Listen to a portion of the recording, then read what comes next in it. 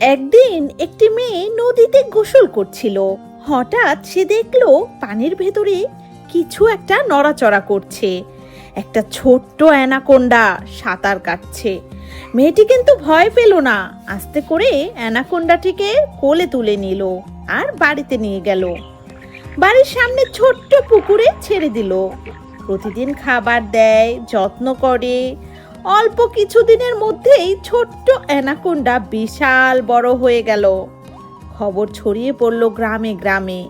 হাজার হাজার মানুষ প্রতিদিন এই অ্যানাকোন্ডাকে দেখতে আসে। মেয়েটি খুব গর্বের সাথে অ্যানাকোন্ডাটির সাথে দাঁড়িয়ে থাকে।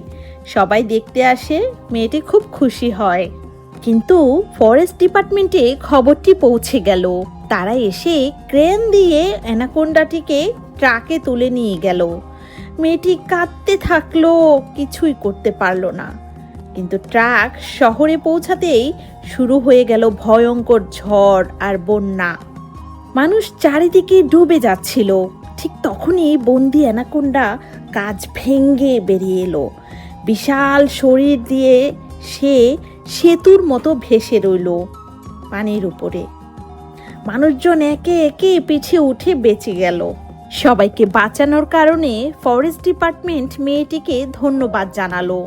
তারপর তারা সবাই মিলে অ্যানাকোন্ডাটিকে একটি জঙ্গলে ছেড়ে দিল। আর মেয়েটি হাত নেড়ে বিদায় দিল তার প্রিয় বন্ধু অ্যানাকোন্ডাকে।